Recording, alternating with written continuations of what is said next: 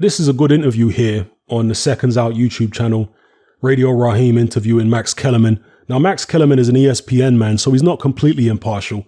But in this particular interview, he says that Deontay Wilder and Tyson Fury are not as great as Mike Tyson and Lennox Lewis, and they may never be. And that is absolutely true. Because there is so much hype surrounding Deontay Wilder in particular, but also Tyson Fury, that it's getting out of control. People are making out as though Wilder is going to go down as the greatest heavyweight ever based on what he's done so far, which is absurd. Deontay Wilder has held one belt. He's never unified with anybody. He hasn't beat most of the top heavyweights out there. So to say that he's above a Mike Tyson, ridiculous. Mike Tyson was undisputed champion. Mike Tyson fought everybody he was supposed to fight, and he left no stone unturned. How the hell could you say that Deontay Wilder at this point is better than Mike Tyson in terms of his resume? That's ridiculous. Same goes for Tyson Fury and Lennox Lewis. Tyson Fury's got a great win over Klitschko. I'll give him that. Far better than anything Deontay Wilder's got on his record, that Klitschko win. But Tyson Fury's got it all to prove as well from a historical perspective. You can't just have one elite win and then say, oh, that's it, I'm the greatest fighter of this generation. It doesn't work like that. You got to have a whole resume, a long list of top contenders, unifications, etc., etc. That's what you got to have to be up there with the Lennox Lewises and the Mike Tysons and the Holyfields, Muhammad Ali, Joe Louis. You've got to have a resume on that type of level. And at the moment, Tyson Fury and Deontay Wilder are not in the conversation. I know there's all this talk about, oh, Deontay Wilder's got 10 title defenses. Yeah, 10 title defenses against poor quality opposition, unproven opposition. Up to this point, Deontay Wilder doesn't even have one win over a proven elite level heavyweight. That's a fact. If anybody trying to say Luis Ortiz is a proven elite level heavyweight, they're just lying through their teeth, as most of the Wilder fanboys do constantly, all day. That's all they do, just lie through their teeth all the time. Luis Ortiz is not a proven elite level heavyweight. His best win was Brian Jennings 5 years ago. Other than that, he's done nothing in his whole career. Facts. So Wilder has got a long way to go. Very long way to go. It's not about how many title defenses, because he's been protected. He's been mollycoddled. And that's another thing that Max Kellerman brings up in this interview. He compares Deontay Wilder to Rocky Marciano. He says that Marciano was brought along slowly. He was fed hand-picked opposition to inflate his record. And when he became champion, very, very careful matchmaking until eventually he started fighting some decent fighters. He says there's a lot of parallels between how Marciano was managed and how Deontay Wilder's been managed. Very, very careful matchmaking, bringing them along very, very slowly. Yeah. Now, again, Marciano, there's a lot of debate about how great he really was and all that kind of business for the reasons I've just explained. But he did, finish up with undefeated record, the only heavyweight champion in history to have retired undefeated, Rocky Marciano. But the difference between Marciano's era and today's era is that there are other heavyweights at the very top who have got more than a decent claim to be the true heavyweight champion.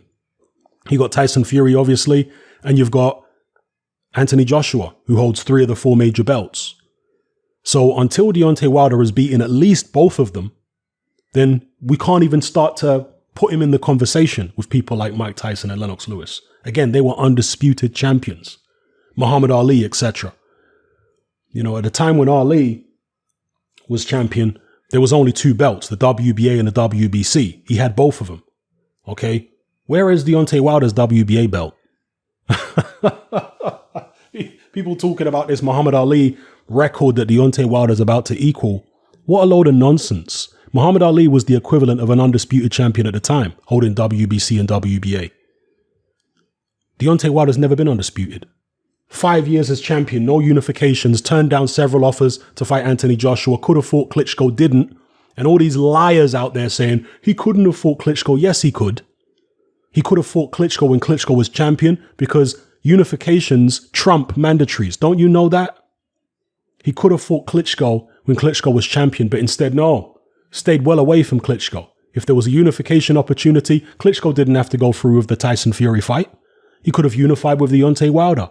Furthermore, after Klitschko was deposed by Tyson Fury, Klitschko expressed interest in fighting Deontay Wilder. Wilder didn't want to do it. Wilder was hiding out in Alabama somewhere, didn't want no parts of Klitschko. He let the two Brits get in there with Klitschko, but he didn't want no smoke with him. Facts. He was on the safe side of the ropes while Anthony Joshua got in there against Klitschko at Wembley and made a whole heap of money and took the vacant WBA belt as well. Why didn't Wilder do that? All these idiotic Wilder fanboys, please explain to me why Wilder didn't get in the ring and fight Klitschko. Why did he let Anthony Joshua go do it and earn all that money? Well, Klitschko was scared of Wilder, was he? These people are completely detached from reality, and they've got a shocking disregard for truth. These idiotic people. Anyway, Max Kellerman brings some sense into the proceedings, and he says, look, Tyson Fury and Deontay Wilder could potentially go on to be as great or greater than Lennox Lewis or Mike Tyson, but they've got it all to do. You don't give them that crown now when neither one of them is undisputed, when neither one of them has cleaned out the division. You don't give them that crown now. I'm happy to give Tyson Fury or Deontay Wilder the crown as the best heavyweight of this generation when they've actually earned it in the ring, which neither of them have. Neither has Anthony Joshua. This is my whole point.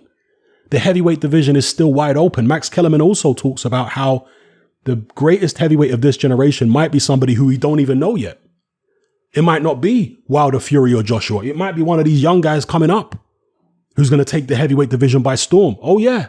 And I've mentioned this previously as well.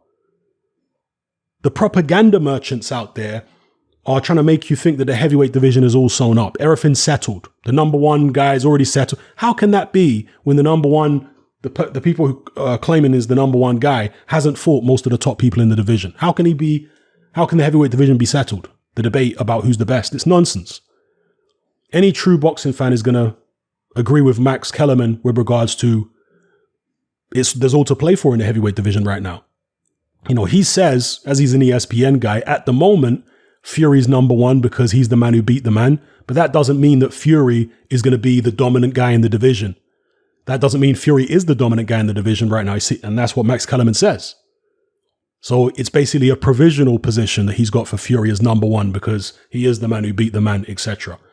But yeah, there could be somebody else. It could be Hrgovic, Dubois, someone else that we're not expecting could come up and reign supreme.